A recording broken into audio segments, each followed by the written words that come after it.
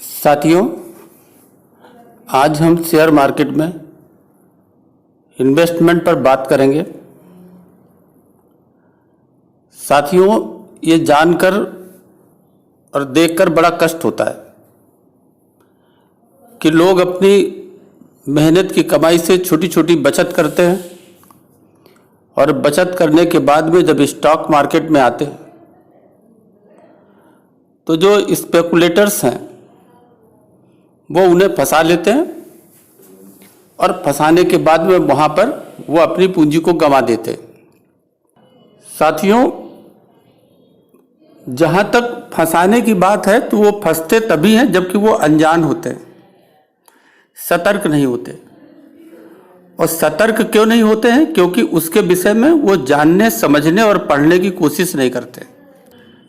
साथियों, अगर आप अमीर बनना चाहते हैं तो अमीर बनने के लिए आपको लर्न करना पड़ेगा। आपको इन्वेस्टमेंट के लिए आपको कुछ सीखना पड़ेगा। और जब आप व्यावसायिक सोच और समझ आप रखेंगे, सीखेंगे, तो आपको धन भी कमा पाएंगे। एक अमीर की सोच रखनी पड़ेगी, तभी आप धन को कमा सकते हैं। साथियों, इसके लिए आपको कुछ इन्वेस्ट करना पड़ेगा। आपको सीखने के लिए कुछ खर्च करना पड़ेगा। खर्च का मतलब आपका धन नहीं है, खर्च का मतलब है आपका समय। यदि आप लिटरेट हैं तो आप बुक्स पढ़ सकते हैं, लेकिन अगर आप लिटरेट नहीं भी हैं तो आप सुन सकते हैं, समझ सकते हैं, देख सकते हैं। दोनों तरीके के लिटरेचर आजकल मुफ्त में उपलब्ध हैं। बस आपको अपना समय लगाना है, सीखना है। पढ़ सकते हैं तो पढ़ना है, नहीं पढ़ सकते तो लगातार सुनिए, देखिए और समझिए, वो भी मुफ्त में। लेकिन क्या होता है साथियों, इसको कहते हैं गरीबी सोच।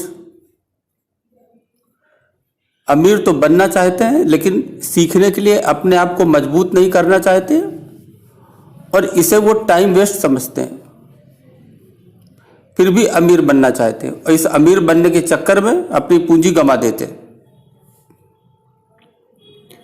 साथियों, हमने ऐसा भी देखा है कि कुछ लोग कहते हैं कि मेरे पास पैसा नहीं है।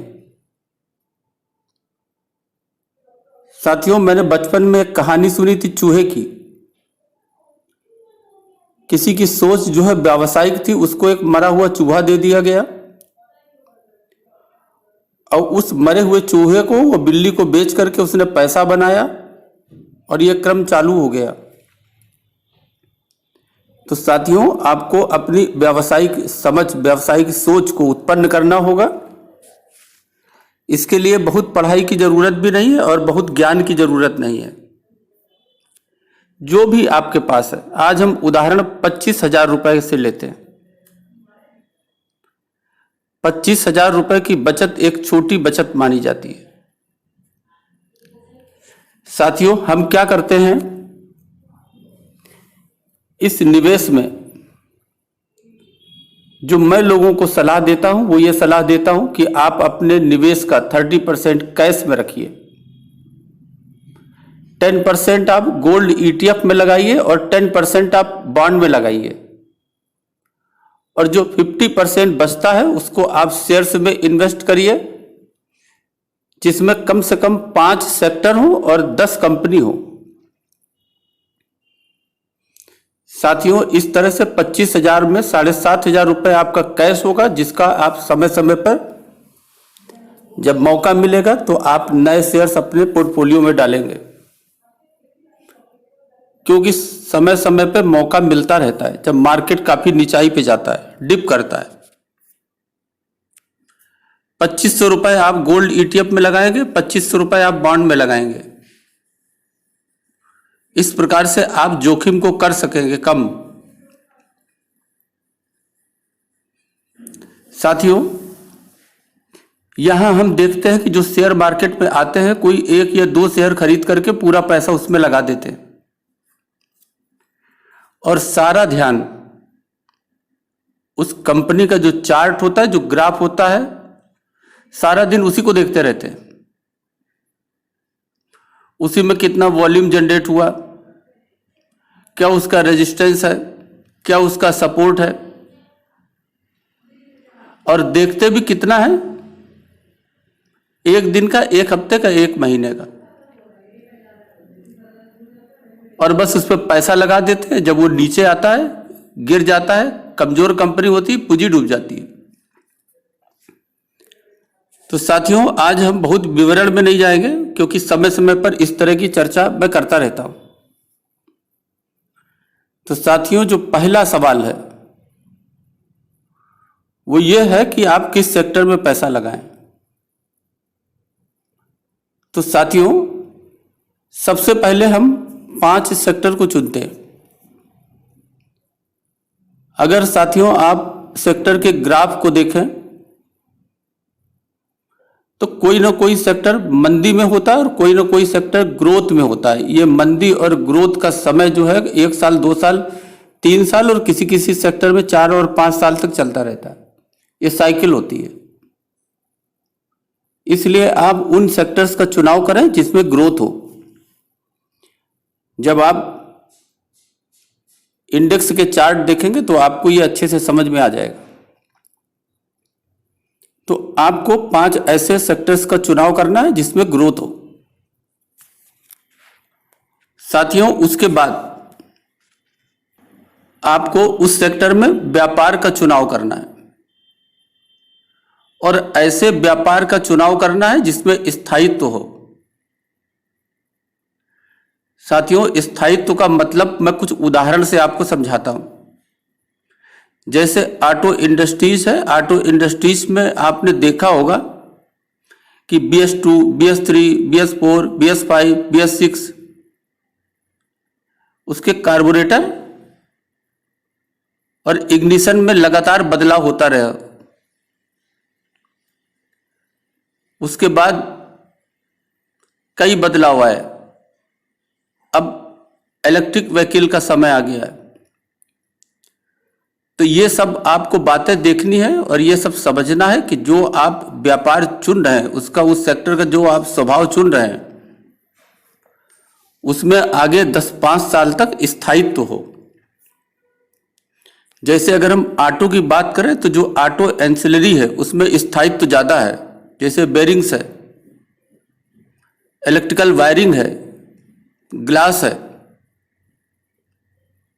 तो ऑटो एंसिलरी में स्थायित्व ज्यादा है उस कंपैरिजन में जो ऑटो का कंपैरिजन है, जो गाड़ियां बनाते हैं। साथियों, 2 काम करने के बाद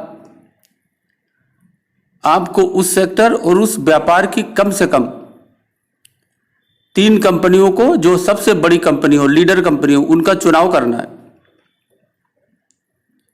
और चुनाव करने के बाद में उनका जो प्रॉफिट एंड लॉस अकाउंट है उसको अच्छे से देखना है, कई बार देखना है। उनकी बैलेंस शीट को, उनके कैश फ्लो को, उनके रेशियो को और उनके शेयर होल्डिंग पैटर्न्स को कई बार देखना, अच्छे से पढ़ना है। पिछले क्वार्टर से और पिछले सालों से उसका मिलान भी करना है और समझने की कोशिश भी करना है। शेयर होल्डर पैटर्न्स, हमें यह लगता है कि इसमें FII, DII, म्यूचुअल फंड, इनका क्या रुझान है? ये इस व्यापार से धीरे धीरे बाहर निकल रहे हैं या अपनी पूंजी बढ़ा रहे हैं? इससे भी हम अनुमान लगा सकते हैं। साथियों, इसके साथ साथ जब आप कंपनियां आपने चुना और उसका कंपैरिजन करते हैं, उनके accounts, balance sheet, share holding patterns, ये सब देखते हैं, तो इसके साथ साथ आप जो P रेशियो है और जो प्राइस टू बुक है, उसका सेक्टर के प्राइस टू अर्निंग और प्राइस टू बुक उससे मिलान तो जरूर करें और फिर जानने की कोशिश करें कि अगर अच्छी कंपनी है तो यह निश्चित है कि उस कंपनी का पीई और प्राइस टू बुक उसके सेक्टर से ज्यादा होगा, लेकिन कितना ज्यादा होना चाहिए इस पर आप तुलनात्मक दृष्टि से जरूर अपना ध्यान रखें, क्योंकि मार्केट में स्पेकुलेशन से अक्सर अंतर बढ़ जाता है और एक समय के बाद उसका रेट गिर के फिर वो वाजिब दाम पे आ जाता है। तो सेक्टर से 1.5 गुना हो, 1.25 गुना हो, 2 गुना हो, कहीं ना कहीं आपको कैप लगानी पड़ेगी। ये आपको अनुभव से समझ में आएगा। साथियों, अब आता है शेयर की कीमत का। तो इस प्रकार से उसके प्राइस टू अर्निंग, उसके प्राइस टू बुक और जो सेक्टर के प्राइस टू बुक से तुलना करेंगे, सेक्टर के पी से तुलना करेंगे, तो कहीं ना कहीं हम एक कैप लगाएंगे कि इसका कितना प्राइस अधिकतम वाजिब होगा। इसके बाद साथियों अंत में आता है चार्ट की स्टडी। आपको उन कंपनियों के चार्ट की जिनकी आप तुलना कर रहे हैं अपने पेयर ग्रुप की कंपनियों से, उन सबकी आप चार्ट की स्टडी करें, कम से कम 10 सालों की, 5 सालों की और 1 साल की, और इस प्रकार ये जानने की कोशिश करें कि उस कंपनी ने पिछले 10 साल, 5 साल और 1 साल में कैसा प्रदर्शन किया और जो उसके इंडेक्स का चार्ट है उससे कितना डेविएट किया।